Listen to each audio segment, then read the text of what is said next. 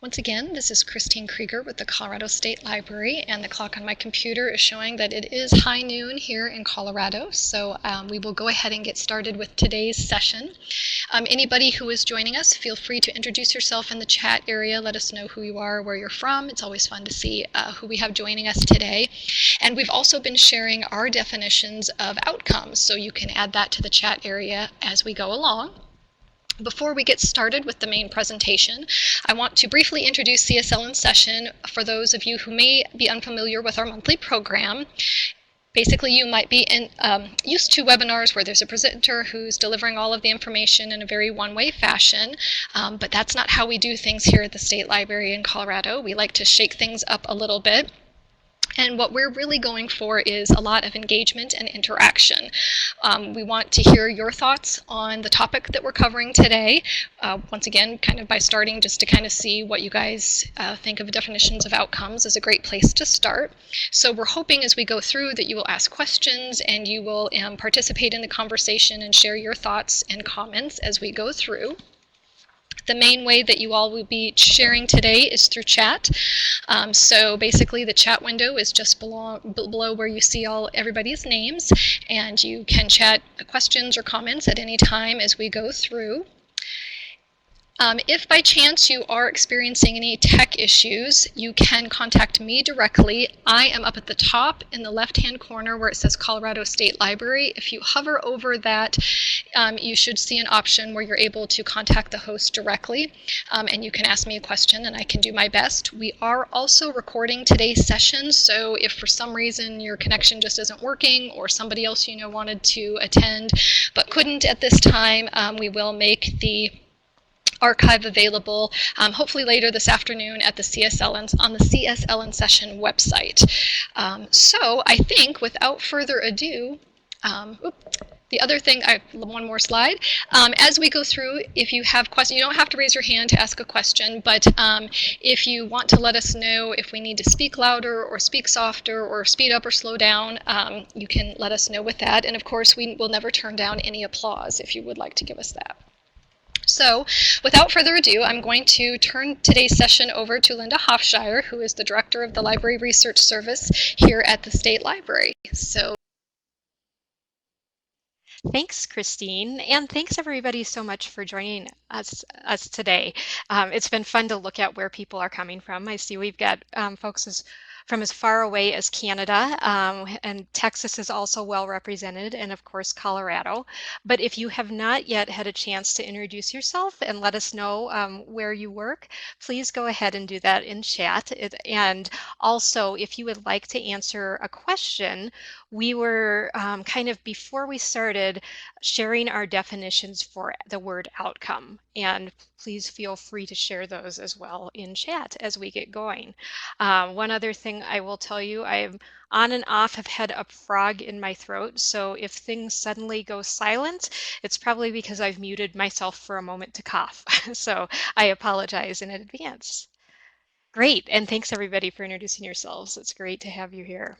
Okay, so today we are talking about outcome-based evaluation, kind of the hot phrase in the library world. And so I want to direct your attention actually. Oh, and Christine, I don't know if we lost our the handout, which is fine. I can post a link, and I will go ahead and do that right now. Oh, or there it is up at the top. I think you should be seeing, or it's moving around. There is a handout, and feel free if you would like to open that up right now. That can be for your reference as we're going through the session today. Feel free you could take notes on it, and I am going to share a link. This link gives you a Microsoft Word version if you want a version that's easier to type in. The handout that Christine just posted into the screen is PDF, but that's a Word version as well. So feel free to use that, take notes in it while we're working today, and it's also a resource for you to use afterwards, either to follow up on what we talked about today or as you think about other projects for which you might want to assess outcomes. So that can get us started. So what I would like everybody to do is to think about something in your library that you would like to kind of look at the impact of. What kind of, how is this program or service or resource that your library offers impacting your users? I just gave a couple photos here to get you started thinking. Maybe it's summer reading or other literacy initiatives. Maybe it's your tech classes to seniors. Maybe it's work with teens. But what I want you to take a few minutes to do is think about something in your library that you're interested in assessing the outcomes of. So something that you want to be able to show, this is the impact of this program or project or resource or service on our users. So take a minute, think about what you want that to be, and then I'm hoping that you'll share that in chat. And let me give you an example. So, and this is kind of the top of the handout if you did download the handout. So let's say that maybe I want to look at the outcomes of the computer class series that my library offers for seniors. And so I'm just naming my project Senior Computer Class Series. And the description of this is that my library offers a class series for seniors that covers basic computer technology skills. So think about what you want to use as your project for today's session, and feel free to share that in chat. And Shani, and I apologize if I mispronounce your name, but thank you. So she is sharing that they want to look at the impact of their early childhood programs, such as 1,000 Books Before Kindergarten and Storytime. So that's a great example of a project that for which you could measure outcomes. Great, and thanks for our other contributors. So we've got Spanish computer classes, those are for adults.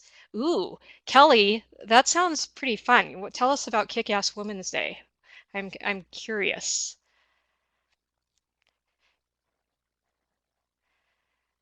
Great, and Sandra, Tech Tuesday, one-on-one, which is one-on-one technology help. We've got summer meeting.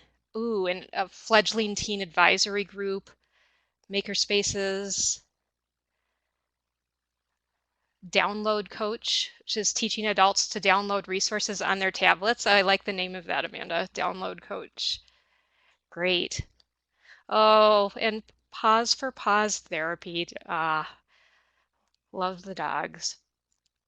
Great. So think about, and hopefully what's being shared in chat will give you an idea if you don't have one already, but think about a project that you would like to evaluate the outcomes of in your library.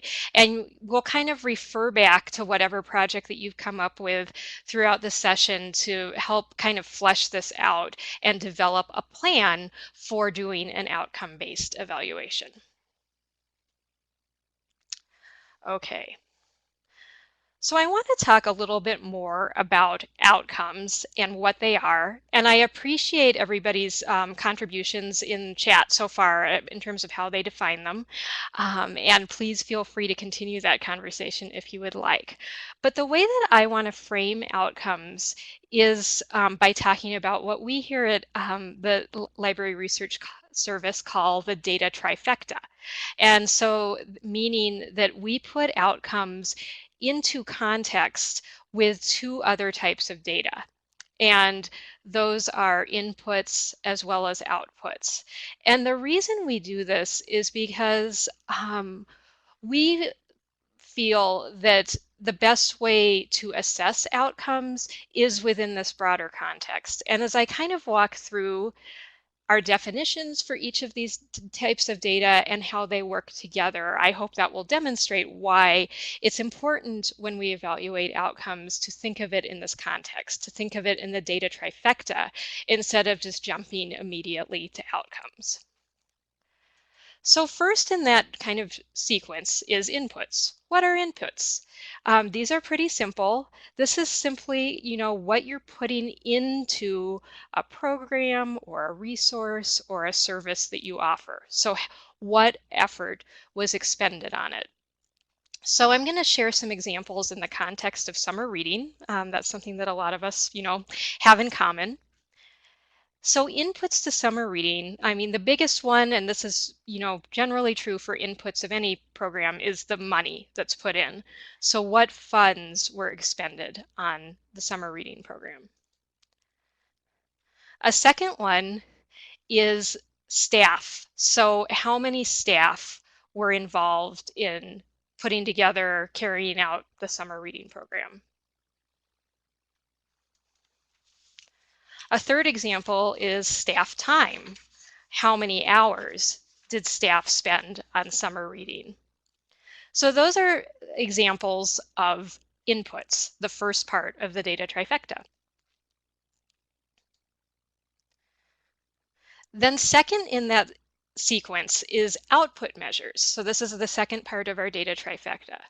So you can think of outputs kind of like, so after we put resources in terms of money, staff time, what came out as a result of those inputs? So here, this is kind of all about the quantitative. We're looking at counts. How many services were provided? How many programs did we offer? How many people attended? Those types of numbers, those all would be considered outputs. So in the context of summer reading, our outputs could be such things as the number of registered participants. It could be the number of events or programs that we offer throughout the summer. The total attendance at all of our summer reading events.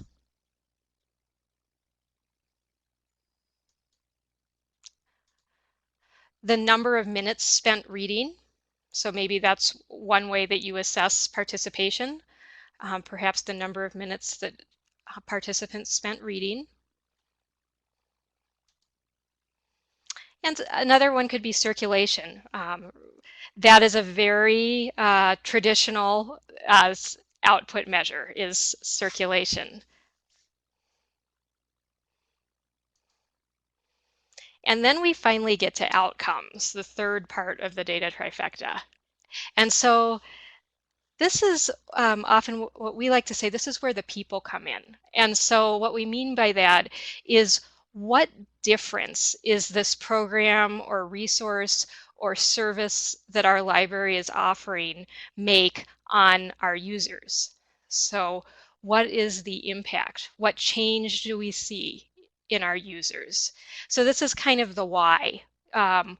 This is why we do those outputs, why we have those programs, why we try to get a lot of people to attend.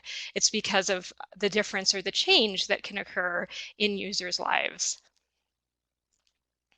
In the context of summer reading, some examples of that are maybe that children's enjoyment of reading increased, children maintained or improved their reading skills, or maybe that children were more likely to read by choice. Another type of outcome that's at a bit of a different level is perhaps your library developed a long-term partnership with, say, a local school district or some other type of nonprofit organization. So we don't only consider outcomes, to be something that happens at the user's level, but this could also happen, organizationally as well. So that's an example of kind of an organizational outcome, is developing that partnership.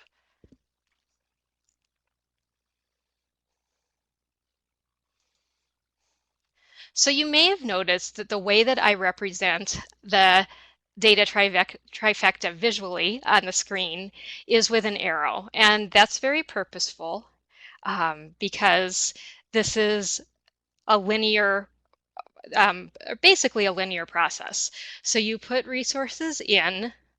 As a result of those resources, you're able to offer various services, resources, programs. So those are your outputs. And then as a result of people participating in those different outputs, the programs or checking out books or other materials, they experience a change, the outcomes. And so you can kind of look at it as a linear process. So I want to stop here and ask, based on kind of hearing this description of the data trifecta and what outcomes are you currently assessing outcomes in your library? And if so, what are you assessing outcomes on?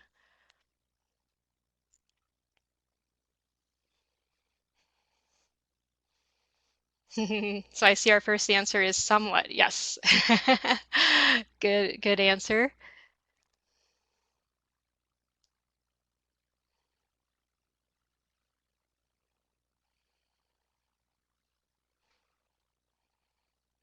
So Sandra says more of your traditional statistics. So I'm assuming you mean more of kind of the outputs like circulation, attendance, those types of things. Great. And Kelly mentions that they're doing outcome evaluation more on their big programs. Oh, and Milani, yes, thanks for mentioning project outcome surveys. We will talk a little bit more about those coming up.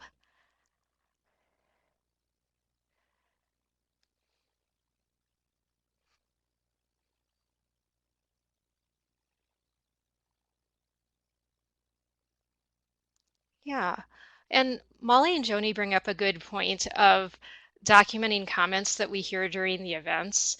That's a great resource, is documenting feedback, whether you hear it directly or if you're not on the front lines, but hear from your frontline staff and encourage your frontline staff to report those comments that they hear. Because a lot of times that's a great source of getting at least anecdotal outcome data is from those stories, those comments that you hear your patrons discussing. Jane, your outcomes are in your head, huh? Great. Yeah, and Robert, so it sounds like you're informally maybe having conversations about changes that occur as a result of the library. And that's a great start. And I like you bringing up that point because often with a conversation, as opposed to, administering a survey or something, conversations can bring out comments that you might not have expected. You may learn that people are experiencing outcomes that they weren't what you'd planned, but can be very important to learn about. So I think conversations can be a great way, especially to kind of initially assess the outcomes of your library. Great. So cool. It looks like some people are already active in this, but let's start to think about how we can get more active in evaluating outcomes. So what I'd like you to think about next is what is your data trifecta? And so this is for that evaluation project that you came up with at the beginning of this session. And you'll see if you did download that handout that there is a section on it for kind of brainstorming about this. But let me share some examples, and these are from my project, which is evaluating my senior computer class series.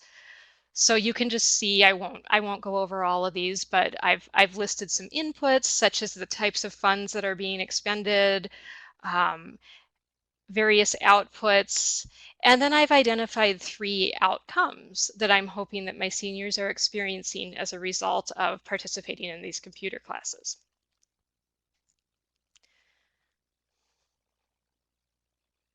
So what I'd like you to do is think about your data trifecta for your project. And Christine, I'm going to have you go ahead and bring up our alternate kind of chat windows.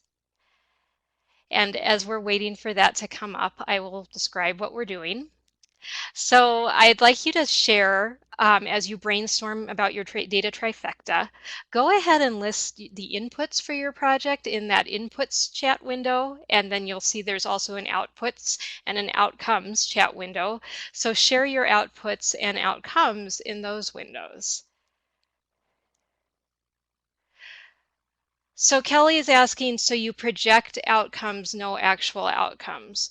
So I'm not quite sure if I'm understanding your question correctly, but we would want to be, so as you're kind of in my, okay, so in my example, so as I've developed my data trifecta, and I've come up with those 3 outcomes, which were like increased digital literacy, confidence using technology, and ongoing partnerships with local senior centers. So that's more of a organizational outcome. So those are my projected outcomes. Those are my anticipated outcomes. But then the next step would be to actually measure those. So we'll get to that step in a few more minutes. But you want to think ahead of time because you're planning when you're doing your outcome-based evaluation around a project or a resource or a service, you want to be thinking from the beginning, what are we putting into this to achieve a certain goal, an outcome? So you want to think about ahead of time, what outcomes are you anticipating? And then that helps you to determine what you're measuring. And let me know if that makes sense or if I misunderstood your question.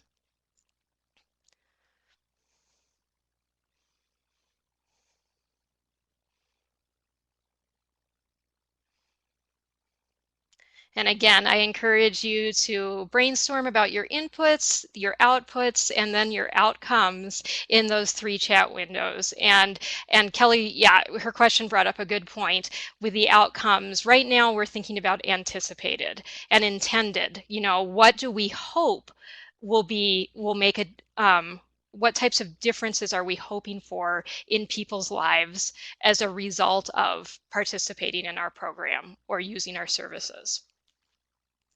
So I am going to just pause a minute and catch up with what folks are entering into our chat windows.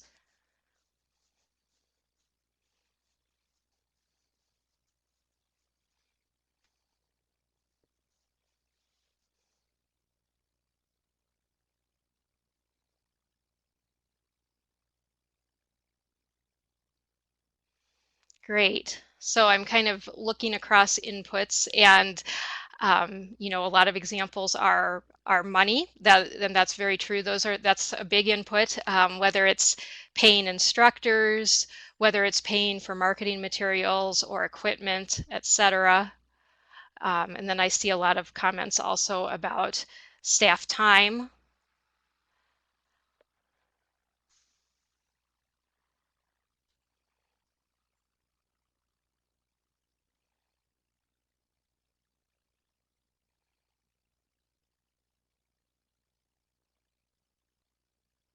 Great. And so I see folks are beginning to brainstorm on outputs. And yeah, so remember, outputs are kind of as a result of your inputs, as a result of the funds that you're putting into something and the staff time that you're investing, what comes out of those efforts.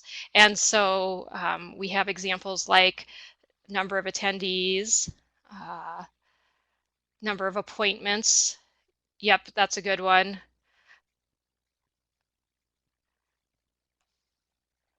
Amount of services provided.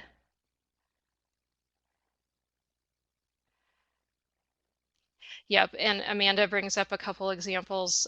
Amanda P, I should say, I think we've got 2 Amandas. Amanda P brings up examples of kind of resources that you're able to provide as, and then actually what you would want to look at too, Amanda, with that is the CIRC figures. So the CIRC figures for the ebooks, ebooks that you're providing, for example. Okay. And so I see folks are just starting to work on outcomes, and great. And Mary, I'll ask you, you mentioned feedback from surveys. And so I don't remember what your project was, but is there a specific outcome that you're anticipating? And if so, what type of feedback would you be looking for from your surveys?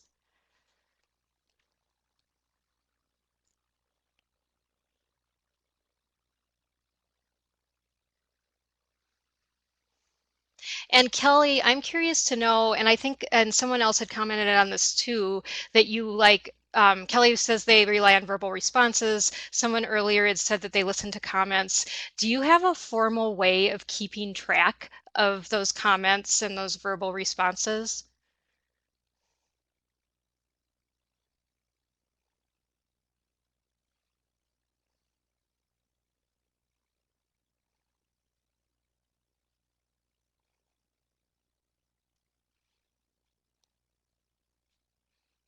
And so Robert brings up an interesting outcome, introducing a new group-specific resource that opens up the library to an unserved group. So, there, yeah, you would want to be looking at then, is that unserved group actually coming in to the library as a result of this resource?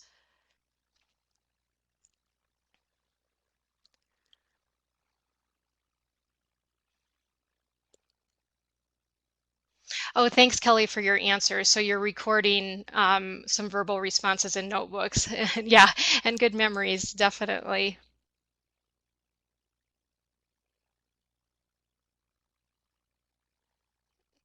Oh, and Molly and Joni, I love that outcome of less stress for all involved. Yes, isn't that true when it comes to dogs?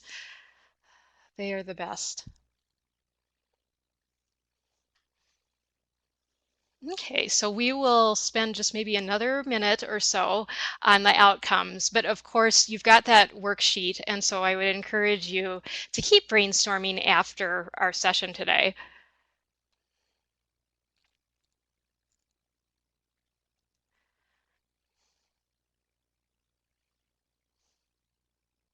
So Kelly mentions that they have an after event meeting to determine what to change, what to keep, and what to remove.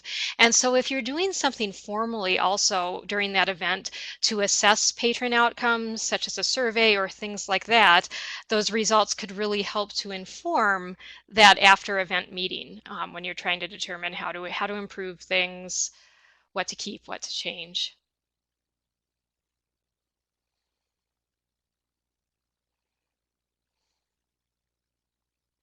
Okay. I see a few people are still typing, so I'm going to give us just another few seconds here.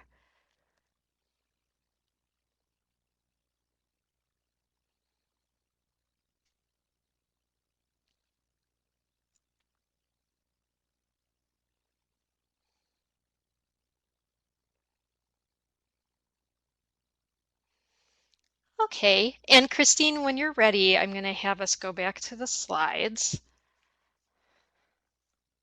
Thanks. And and I apologize if you were in the middle of typing something. I realize that's a bit abrupt. Feel free to finish your comment in the regular chat window if you would like.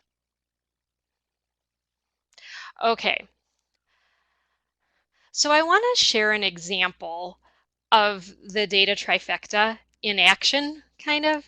And I share this example as a way to demonstrate why we approach outcome-based evaluation by also taking inputs and outputs into account.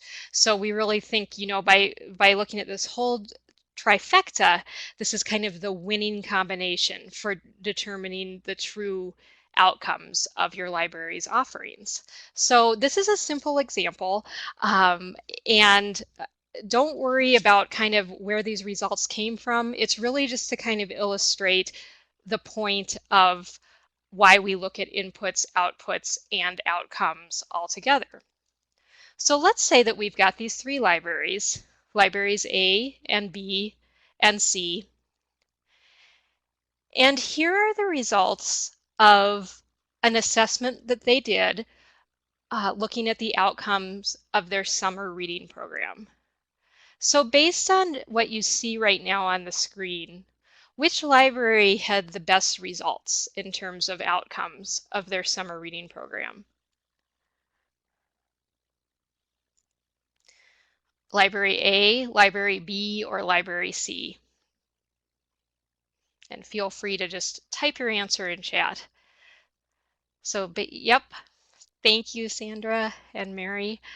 Yeah, so from what we're seeing on the screen right now, A looks like the clear winner because everyone who participated increased or maintained their reading skills. Yay, that's what we like to see. Okay, but let's add some context to these outcomes. And here's that context. So here we have an output, and this is showing how many children actually participated in the summer reading program. And when you add that output, it starts to change your interpretation of the outcome. Sure, Library A had a great result, but it was with a lot fewer children than in the instances of Library B as well as Library C.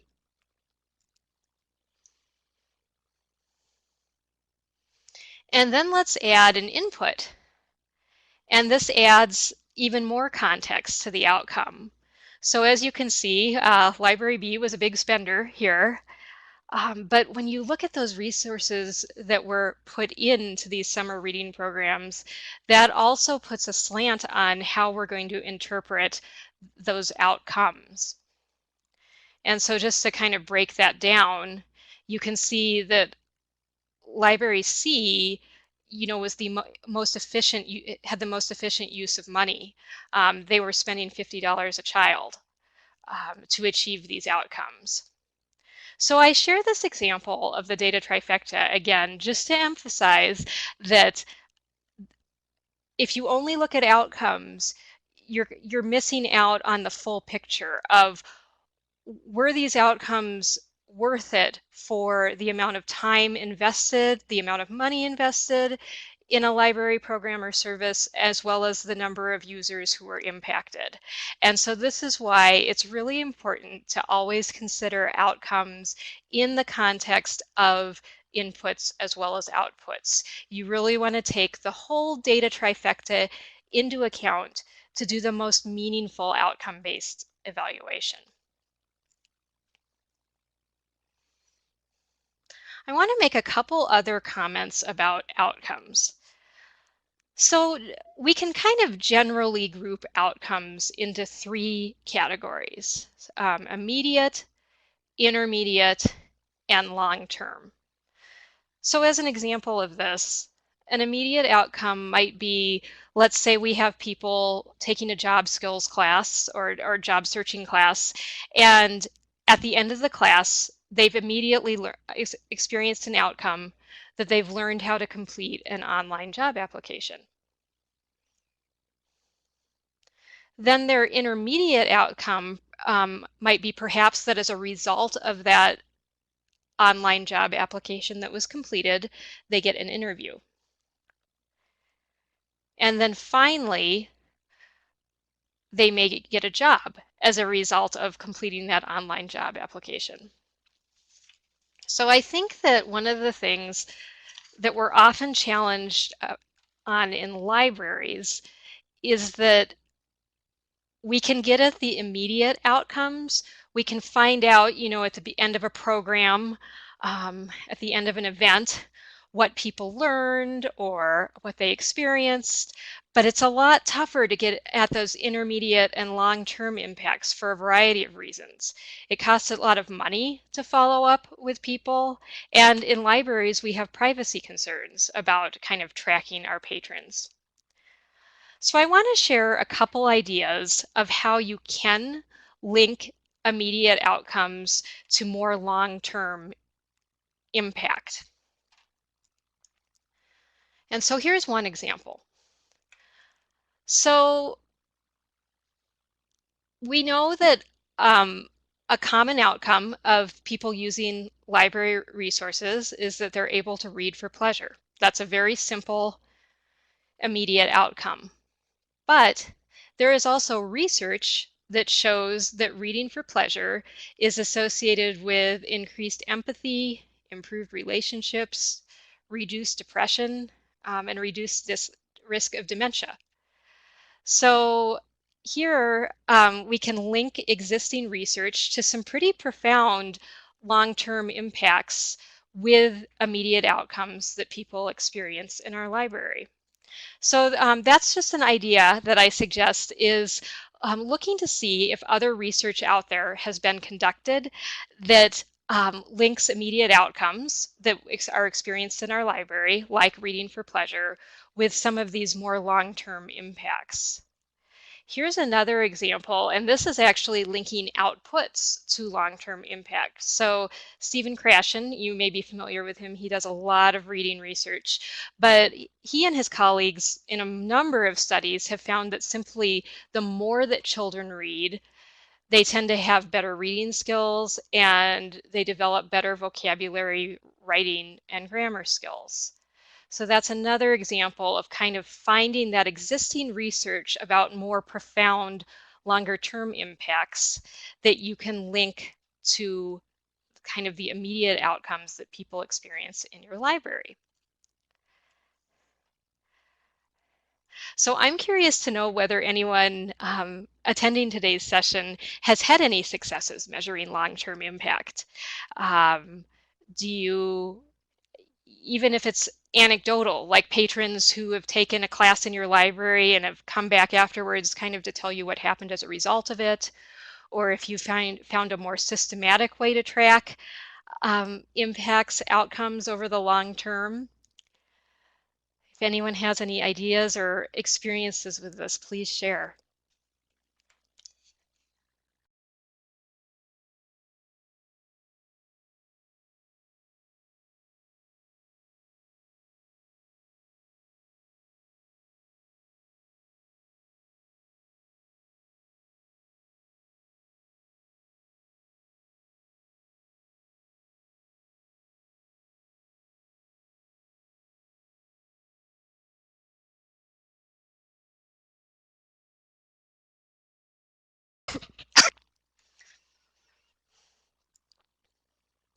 And sorry, I think, my voice is still a little weak. I think I coughed a little bit before I muted. Sorry about that.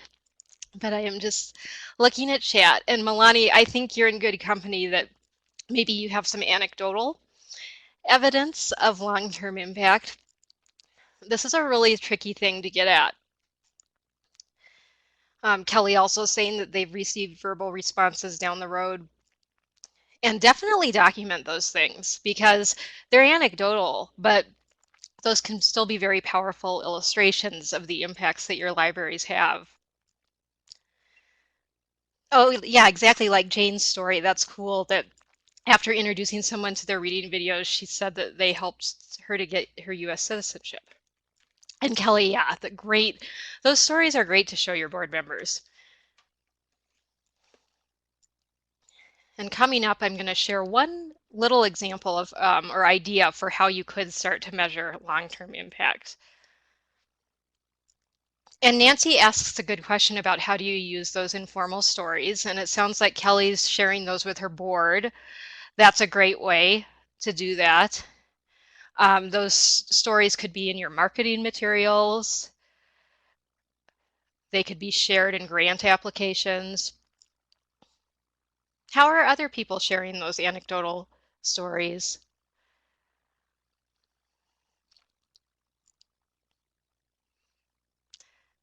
Oh, that's a good idea to posting on social media as long as you've got approval, as well as putting it in your annual report. Absolutely.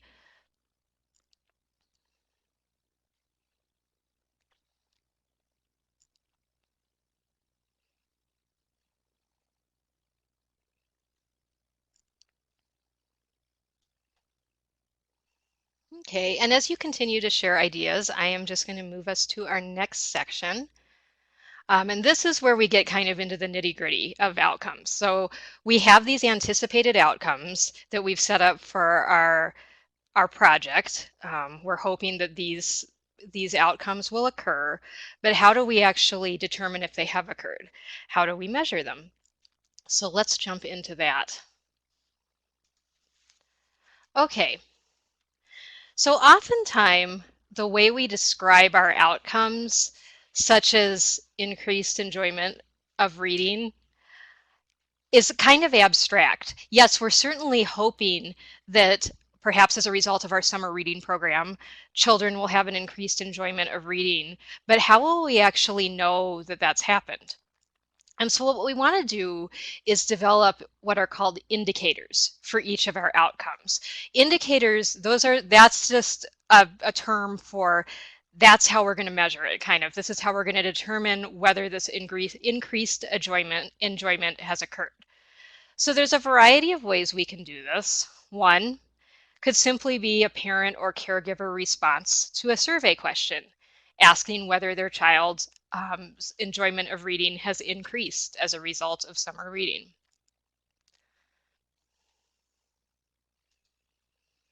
As another example, let's say that we're hoping, as I was with my project, which is those senior computer classes, for increased digital literacy. So how am I going to determine whether that has occurred? Well, one thing that I could use as an indicator is perhaps in my class, I could have the participants actually demonstrate a skill that was taught, such as texting or sending me an email with an attachment or activities like that.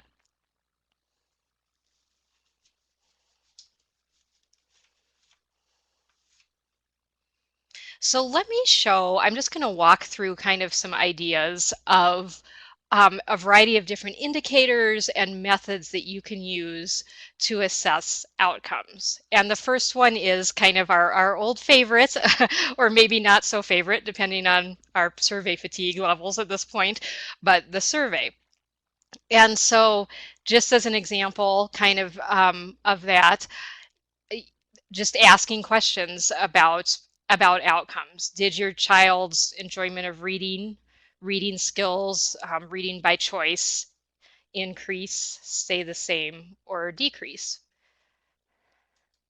Similarly, but looking at a different topic, these are just a few options of a number of options that we had on a computer class survey or computer center survey that we created, where people could share what they gained kind of by working on the computer that day.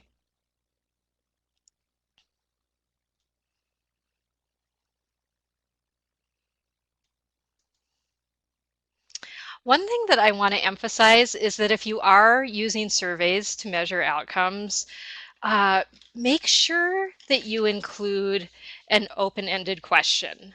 That is where you can start to collect those great stories like people have been talking about above, that you can share with your board, you can share in marketing materials, etc.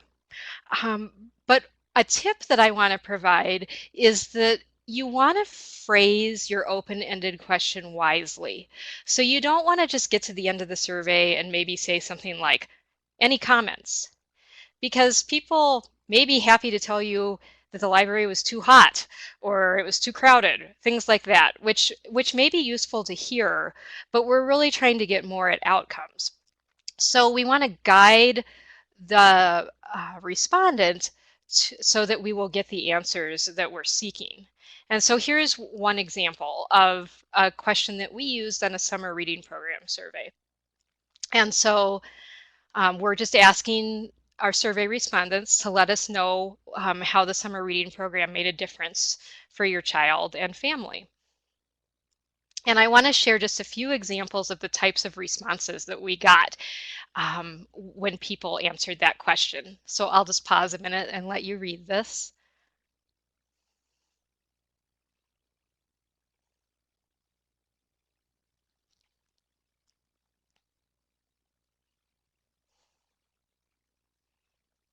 And here are a couple more examples.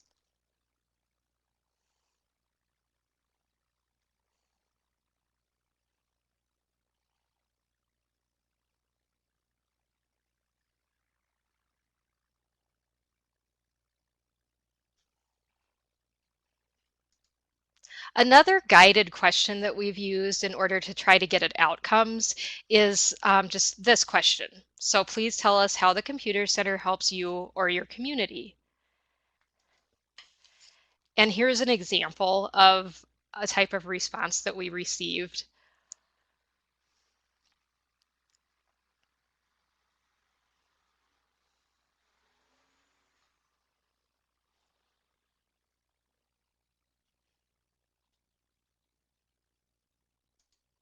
And here's one more example of the types of responses that we received as a result of that question.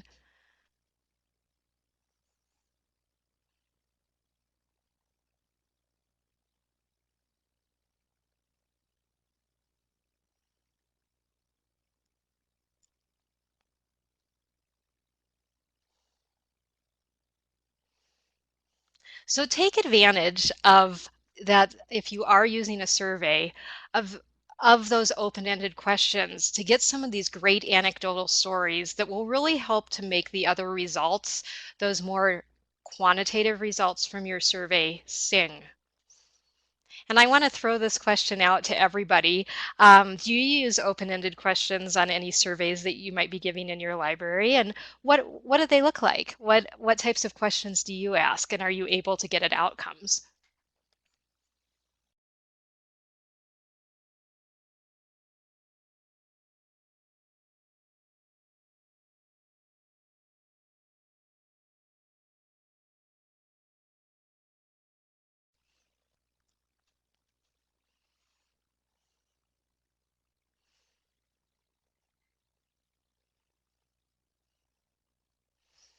These can be a pretty exciting resource once, if you do to have those targeted questions so that you can get beyond the room was too cold, all of those little kind of comments that don't really get at the impact.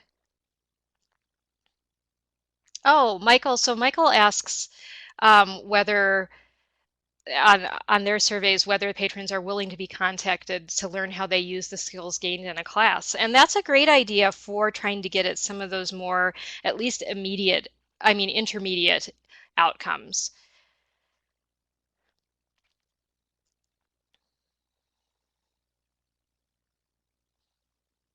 Okay, so Shani asks a good question about whether it's appropriate to use verbal survey questions with young children.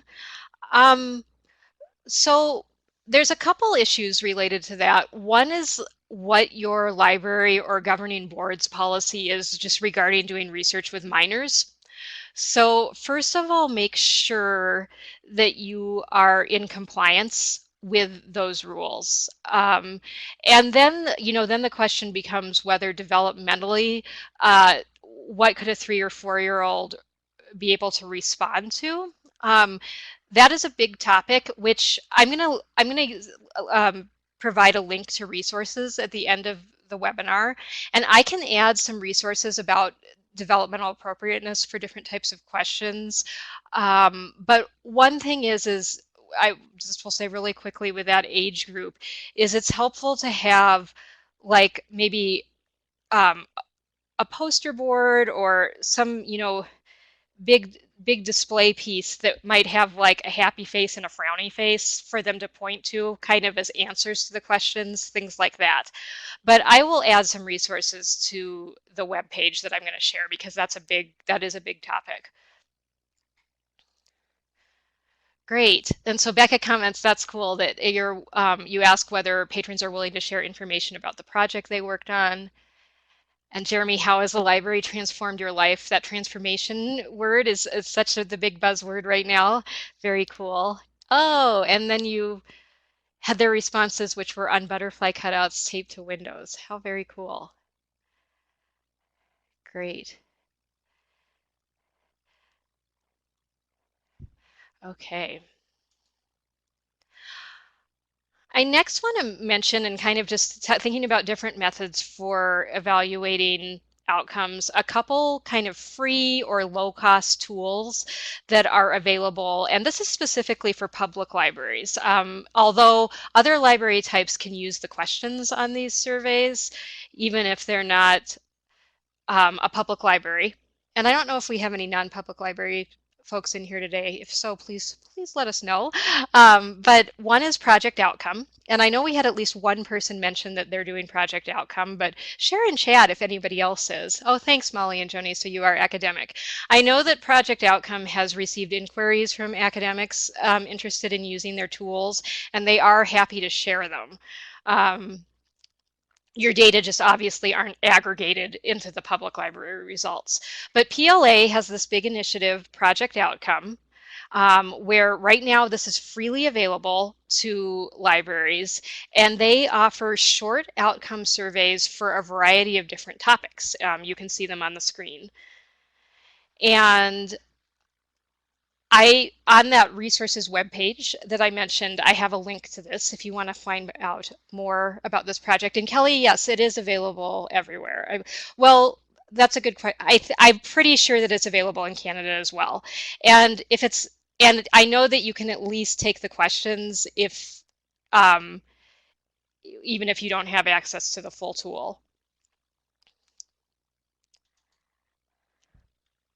The impact survey is another resource. This is also measures outcomes. This is more specifically around technology. Has anyone here participated in the impact survey? This is available for a cost, but it's based on the size of your library, so it can be quite affordable. So those are a couple options if you want to do surveys, but you want to take advantage of some existing materials that have already been tested. Here's another idea for measuring outcomes. This is kind of fun. So this is a continuum. As you can see, we used this for an event we had this past summer. But what we did is that at the very beginning of this event, we asked everybody to rate themselves on 3 questions on this continuum.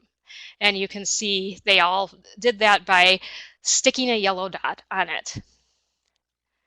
And then at the end of the event, we gave everybody a green dot. And this was 3 days later. So after 3 days had passed, and said, okay, rate yourself on these items now. And so this is a fun way to like get a quick visual representation of the change that occurred in your participants' lives. It's also fun for people. They liked having the dot and sticking it on as opposed to, answering a survey. We took this idea from another continuum that we'd found on the internet, this digital literacy continuum. So you can see there's a variety of, you could use this for a variety of topics, but it's just a different way to get at the impacts that our programs and services have. Another idea is the postcard. And what is the postcard? This is the idea, again, at trying to get at those more intermediate or long-term impacts. So what you could do, for example, at the end of a computer class, is give everyone a stamped postcard addressed to your library and say, hey, if this was a job-seeking class, once you get a little ways down the road, if you get an interview or get a job, drop us a line and let us know what happened. Again, this will be anecdotal, but it's a way that you can start collecting some of those more intermediate or long-term outcomes. Another idea is simply to do a prize drawing. So instead of just passing out, surveys for folks to fill out, maybe you have one question or just a couple questions that in exchange for responding, they're entered in a raffle for a new e-reader or some other type of prize. So just making it more fun.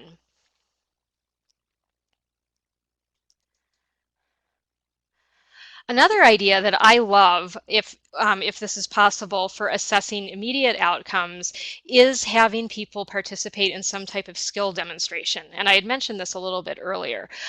Instead of just filling out a survey, maybe saying, I learned how to text today, yes or no, have them actually perform the skill. So this is an example, like you could have them participate in a text poll and then see if they're able to do that or not. So they're actually demonstrating it instead of just self-reporting that they learned something. Okay. I am going to go kind of quickly through this because we have a few more slides before we wrap up. But what I'd like you to do, and you're welcome to start sharing this now in chat, and it's definitely something to work at after the session is over, is to start brainstorming, okay, for each of the outcomes that I've come up with for my project, what are the indicators of it? So you can see my examples here. So maybe for digital literacy, I want to be able to see that my class participants can send an email with an attachment and that they're able to like the library Facebook page. So I want you to brainstorm on indicators, and then also how are you going to then measure these outcomes? And so that might be through the skill demonstration, like those indicators that I mentioned above, like liking the library's Facebook page. Or maybe I want to use that continuum to assess confidence in using technology. Or maybe a survey or things like that.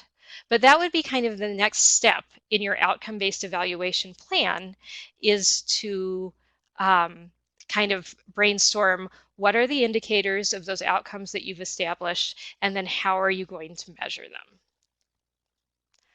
Okay. So in our last couple of minutes, I just want to briefly touch on, okay, now that I've collected all these outcome data, what do I do? What do I do with it? And so there are a variety of ways you can use outcome data, and I list 3 here: strategic planning, management, and communication. Strategic planning. So